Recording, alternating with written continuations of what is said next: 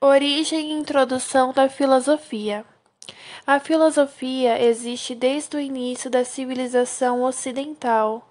A Idade de Ouro da filosofia grega ocorreu em Atenas, no século V a.C.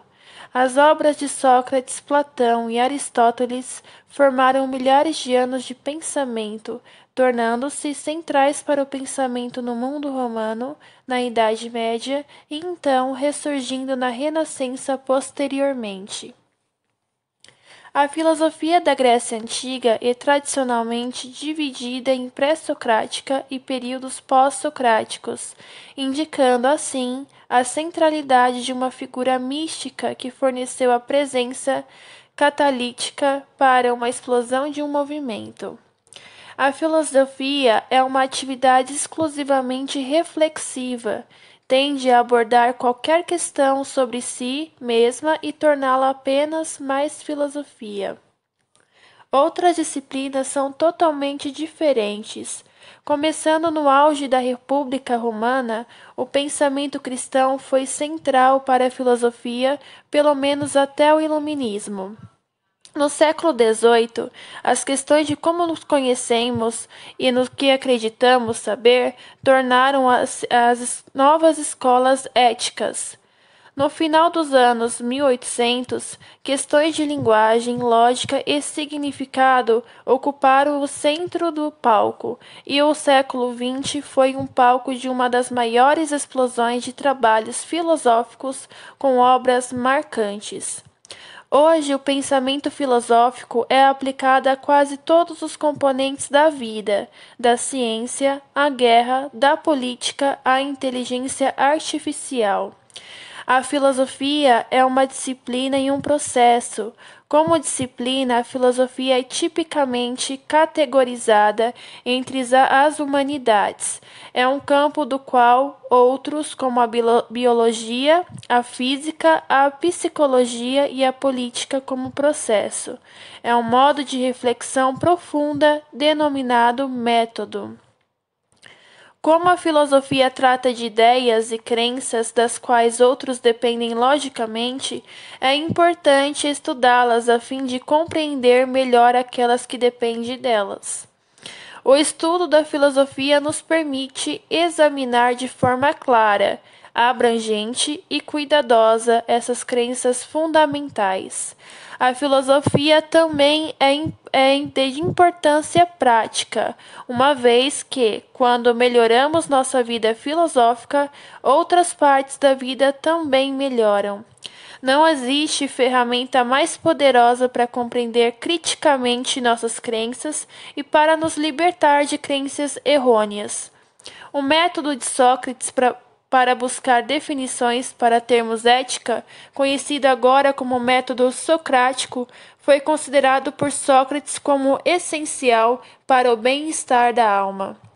Isso ocorre porque o método visa eliciar conhecimento, enquanto a ignorância prejudica a alma. Pensar filosoficamente é, em grande parte, uma questão de fornecer razões para acreditar ou não em alguma afirmação fundamental. Em outras palavras, pensar filosoficamente envolve argumentação cuidadosa, que é o modo racional de investigação do filósofo.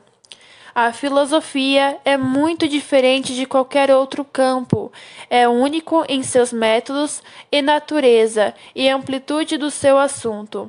A filosofia busca questões em todas as dimensões da vida humana, e suas técnicas se aplicam a problemas em qualquer campo de estudo ou empreendimento. Razões e argumentos. Em um argumento, as razões são chamadas de premissas. As premissas são as declarações fornecidas como evidência em um argumento. Um argumento é uma série de afirmações, uma das quais a conclusão é apoiada pela outra. Uma declaração é uma frase verdadeira ou falsa, que tem um valor de verdade. Bons argumentos fornecem boas razões para aceitar uma conclusão, enquanto os maus argumentos não. Os dois modos de argumentação são dedutivos e indutivos. Argumentos dedutivos são avaliados como estruturalmente corretos ou incorretos, válidos ou inválidos, enquanto argumentos indutivos são avaliados como prováveis ou improváveis, fortes ou fracos. As premissas de um argumento dedutivo correto garantem a conclusão. As premissas de um argumento indutivo correto implicam fortemente na conclusão. Os subcampos mais amplos da filosofia são comumente considerados como lógica, ética, metafísica, epistemologia e história da filosofia. Aqui está um breve esboço de cada um. Subcampos da filosofia. Vamos começar com a lógica. A lógica se preocupa em fornecer métodos sólidos para distinguir o bom do mau raciocínio. Ajuda-nos a avaliar até que ponto nossas premissas apoiam nossas conclusões, a ver o que estamos comprometidos em aceitar quando temos uma visão e a evitar a adoção de crenças para as quais não temos motivos adequados.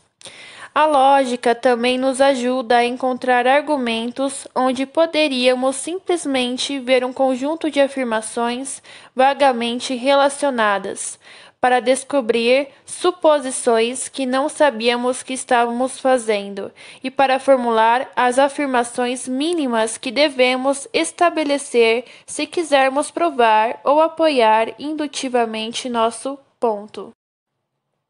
Metafísica. A metafísica busca critérios básicos para determinar quais tipos de coisas são reais. Existem coisas mentais, físicas e abstratas, como números, por exemplo, ou existe apenas o físico e espiritual, ou apenas matéria e energia. As pessoas são sistemas físicos altamente complexos ou têm propriedades que não podem ser reduzidas a nada físico. Epistemologia. A epistemologia diz respeito à natureza e ao escopo do conhecimento. O que significa saber a verdade e qual é a natureza da verdade? Que tipo de coisas podem ser conhecidas e podemos ser justificados em nossas crenças, sobre o que vai além da evidência de nossos sentidos, como a vida interior de outras pessoas ou eventos do passado distante? Existe conhecimento fora do alcance da ciência? Quais são os limites do autoconhecimento? Agora vamos falar sobre um movimento que eu escolhi, o existencialismo. Existencialismo é um termo que pertence à história intelectual. Sua definição é, portanto, até certo ponto de conveniência histórica.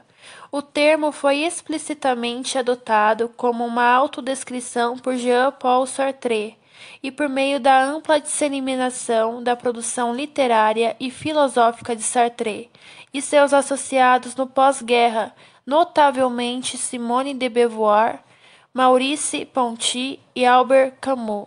O existencialismo tornou-se identificado como um movimento cultural que floresceu na Europa nas décadas de 1940 e 1950. Os existencialistas acreditam que nossa essência ou natureza humana, modo de estar no mundo, é simplesmente nossa existência, estar no mundo. Simplificando, a essência de um ser humano ou o que torna um ser humano um humano não se deve à natureza ou às circunstâncias incontroláveis. Em vez disso, a essência humana é realmente apenas o que escolhemos fazer dela. Isso significa que a única natureza que nós, como humanos, temos é que criamos para nós mesmos. Como resultado disso, os existencialistas pensam que as ações ou escolhas que uma pessoa faz são muito importantes. Eles acreditam que cada pessoa deve decidir por si mesma o que é certo e errado e o que é bom e ruim. Artistas como Albert Giacometti e mesmo expressionistas abstratos como Jackson Pollock e Gorky e Willem Konin e cineastas como Jean-Luc Godard e Bergman foram entendidos como termos existenciais. Em meados da década de 1970, a imagem cultural do existencialismo havia se tornado um clichê, parodiado em inúmeros livros de filmes de Woody Allen. Søren Kierkegaard. Søren Abe Kierkegaard, nascido em 5 de maio de 1813, Copenhague, e falecido em 11 de novembro de 1855, também em Copenhague, era um filósofo dinamarquês, teólogo e crítico cultural, que foi uma grande influência para o existencialismo e teologia protestante no século XX. Ele era contra as ideias literárias filosóficas dos fiéis de sua época, por apresentarem erroneamente a tarefa mais elevada da existência humana, ou seja, tornar-se a si mesmo em um sentido ético e religioso, como algo tão fácil que poderia parecer já realizado, mesmo quando nem sequer tinha sido empreendido. Positivamente, o cerne de seu trabalho estava na exigência infinita e na árdua dificuldade da existência religiosa em geral e da fé cristã em particular. Kierkegaard trouxe essa potente mistura de discursos como crítica social e com o propósito de renovar a fé cristã dentro do cristianismo. Ao mesmo tempo, ele fez muitas contribuições conceituais originais para cada uma das disciplinas que empregou. Ele é conhecido como o pai do existencialismo. Kierkegaard foi marcado por suas críticas a Hegel e aos românticos alemães. Kierkegaard levou uma vida um tanto monótona. Ele raramente saía de sua cidade natal, Copenhague, e viajava para o exterior apenas 5 vezes, 4 vezes para Berlim e uma para a Suécia. Suas principais atividades recreativas era ir ao teatro, caminhar pelas ruas de Copenhague para conversar com pessoas comuns e dar breves passeios de carruagem para a zona rural. Agora irei falar sobre outro autor do movimento existencialista, Friedrich Nietzsche. Nietzsche nasceu em 15 de outubro de 1844, em Hocken, perto de Leipzig, onde seu pai era ministro luterano. Seu pai morreu em 1849 e a família mudou-se para Naumburg, onde ele cresceu em uma casa composta por sua mãe, avó, 2 tias e sua irmã mais nova, Elizabeth. Nietzsche teve uma brilhante carreira escolar e universitária, culminando em maio de 1869, quando foi chamado para a cadeira de Filologia Clássica em Basel. Aos 24 anos, ele era o mais jovem já nomeado para esse cargo. Seu professor Friedrich Reichel escreveu em sua carta de referência que Nietzsche era tão promissor que ele simplesmente será capaz de fazer qualquer coisa que quiser. A maior parte do trabalho universitário de Nietzsche e suas primeiras publicações foram em filologia, mas ele já estava interessado em filosofia, particularmente o trabalho de Schopenhauer e Lang. Antes que ele surgisse a oportunidade em Basel, Nietzsche planejava buscar um segundo PhD em filosofia, com um projeto sobre as teorias da teleologia na época de Kant. Nietzsche é indiscutivelmente mais famoso por suas críticas aos compromissos morais europeus tradicionais, junto com seus fundamentos no cristianismo. Essa crítica é muito ampla, visa minar não apenas a fé religiosa ou a teoria moral filosófica, mas também muitos aspectos centrais da consciência moral comum, alguns dos quais são difíceis de imaginar sem, por exemplo, preocupação altruísta, culpa por irregularidades, responsabilidade moral, o valor da compaixão, a exigência do igual consideração das pessoas e assim por diante. Nietzsche, como todos os existencialistas, denunciou as tendências universalistas exibidas ao longo da história da filosofia ocidental. Isso é, as tendências dos filósofos para afirmar que o que eles sabiam, acreditavam ou descobriam deveria ser considerado verdadeiro para todos e para sempre. Segundo ele, não existe uma verdade universal que seja verdadeira para todos e para sempre. Em vez disso, Nietzsche argumentou que o que era verdade da perspectiva de uma pessoa pode não ser verdade de outra pessoa.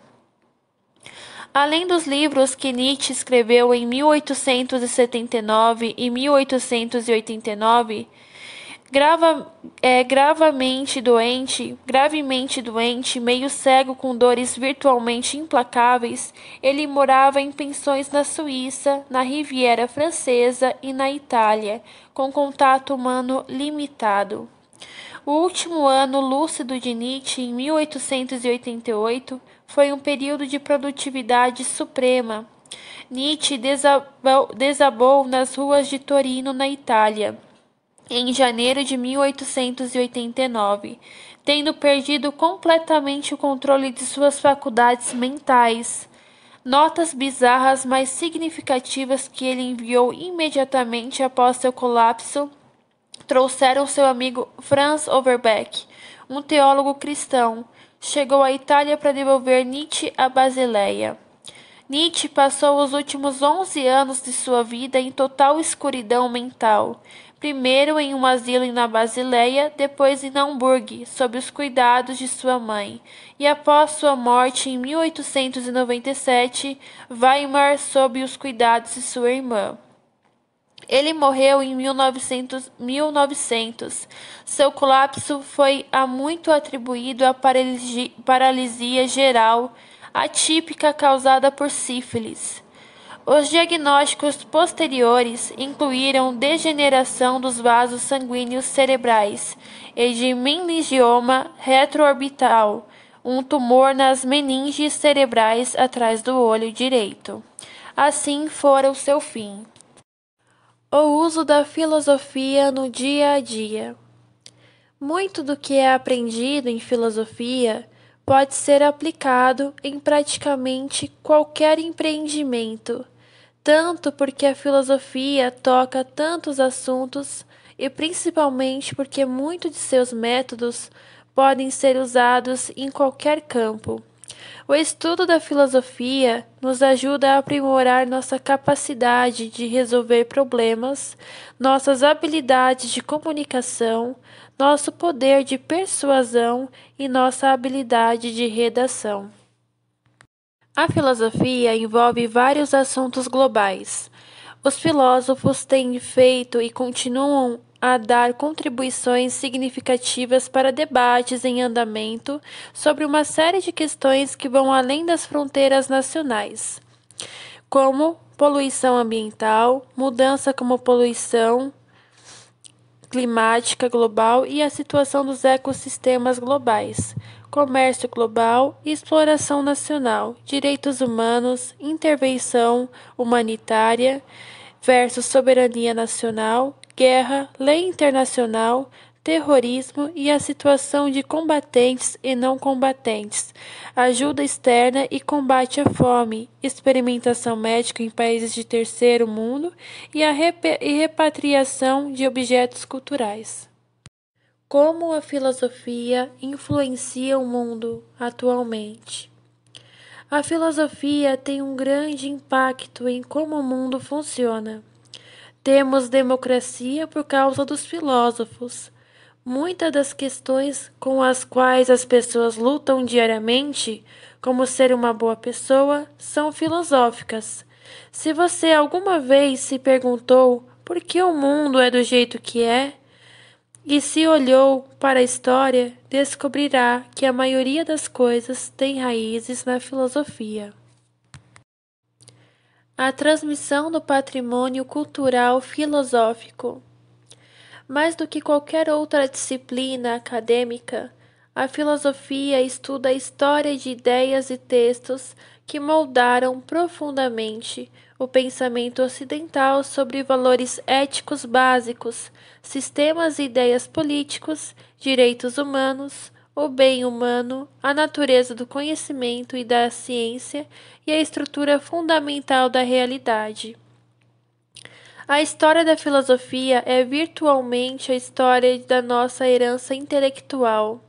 É difícil superestimar as maneiras pelas quais nosso pensamento contemporâneo foi influenciado por filósofos como Platão, Aristóteles e outros. Seus textos valem em um estudo cuidadoso, não só porque, ao aprender sobre eles, aprendemos algo sobre nós mesmos, mas também porque as questões que levantam e os argumentos que apresentam são perenes, tão oportunos agora quanto eram então. A natureza e o esquema da educação geram mudança na filosofia de vida. Os filósofos modernos têm uma contribuição significativa para o esquema total de educação. Com mudanças nos princípios filosóficos, há mudanças no campo da educação. As práticas educacionais em todos os tempos foram aceitas com objetivos definidos pela filosofia e influenciadas por esses objetivos aceitos. Esses objetivos geram mudança de filosofia. É a filosofia que orienta o processo educativo e nos permite agir com inteligência e sentido. De tempos em tempos, mudanças foram incorporadas ao esquema educacional por causa da influência de novas escolas de filosofia. Relação entre filosofia e educação. Existe uma relação íntima entre filosofia e educação, pois todos os grandes filósofos também foram grandes educadores. Os movimentos educacionais têm sua origem nas escolas filosóficas, que disseminam suas ideias e crenças, o que influencia o sistema de ensino, na medida em que o esquema de ensino é formulado com base na filosofia. A filosofia na educação é o ramo da filosofia que aborda questões filosóficas relativas à natureza, objetivos e problemas da educação.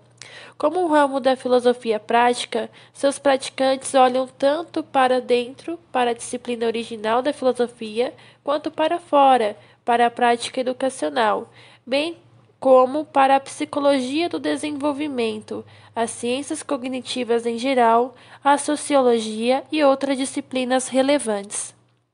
O problema mais básico da filosofia da educação é o que diz respeito aos objetivos. Quais são os objetivos adequados e os ideais orientados da educação? Uma questão relacionada diz respeito à avaliação.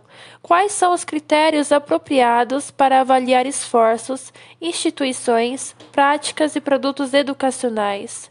Outros problemas importantes envolvem a autoridade do Estado e dos professores e os direitos dos alunos e pais, o caráter de supostos ideais educacionais, como o pensamento crítico e de fenômenos supostamente indesejáveis, como a doutrinação e a melhor maneira de compreender e conduzir a educação moral. Uma série de questões relativas ao ensino, aprendizagem e currículo, e muitos outros. Tudo isso e muito mais são tratados nos ensaios que se seguem. Vamos agora para a conclusão do trabalho. O estudo da filosofia aumenta a capacidade de resolução de problemas de uma pessoa. Ajuda os alunos a analisar conceitos, definições, argumentos e problemas. Contribui para a capacidade de organizar ideias e questões, lidar com questões de valor e extrair o que é essencial das massas de informação. Ajuda os alunos a distinguir diferenças sutis entre pontos de vista e descobrir um terreno comum entre posições opostas. E ajuda também a sintetizar uma variedade de pontos de vista ou perspectivas em um todo unificado. A filosofia também contribui de forma única para o desenvolvimento dos poderes expressivos e comunicativos. Ele fornece algumas das ferramentas básicas da autoexpressão, por exemplo, habilidades em apresentar ideias por meio de argumentos sistemáticos e bem construídos, que outros campos não usam ou usam menos extensivamente. Ajuda os alunos a expressar o que é diferente em seus pontos de vista, aumenta sua habilidade de explicar o material difícil e ajuda a eliminar ambiguidades e imprecisões da escrita e da fala dos alunos.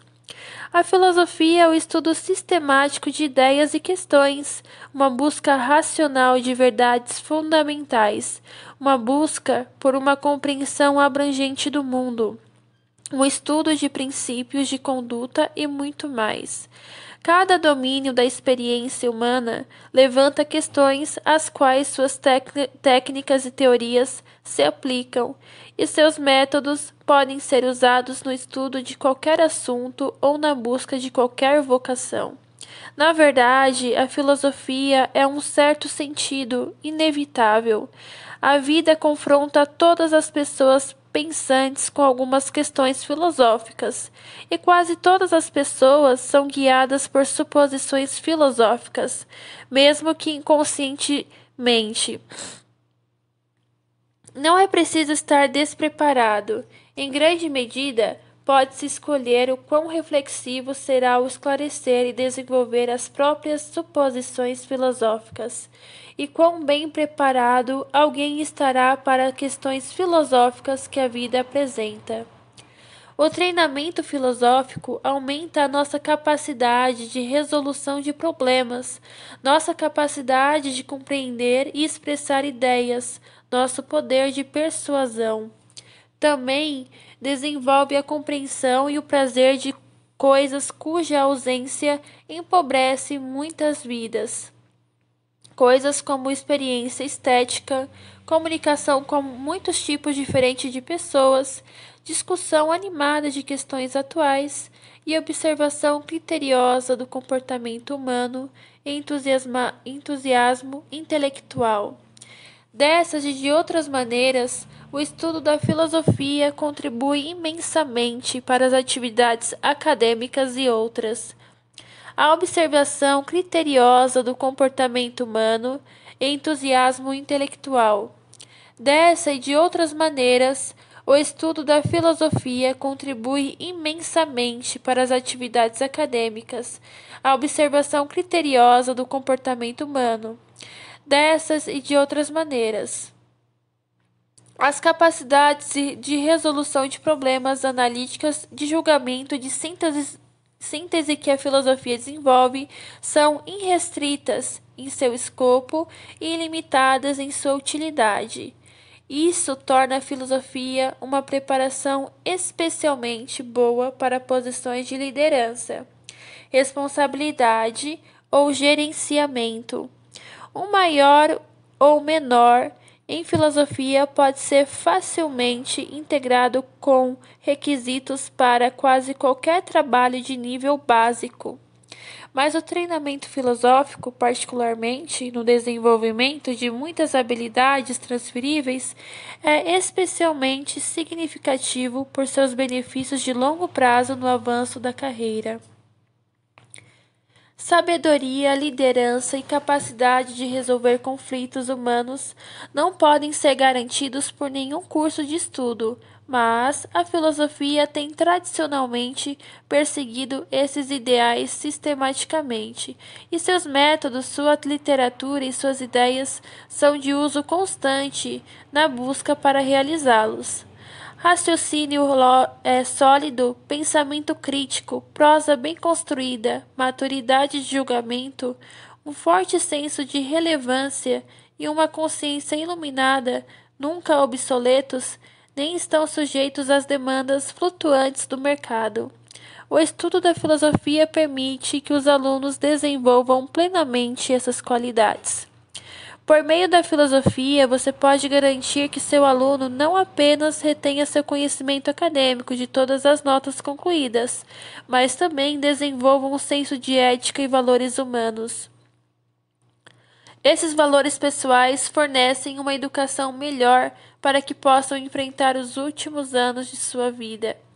Assim, estudar é um benefício e significativo para ensinar os alunos a aprender de forma autônoma.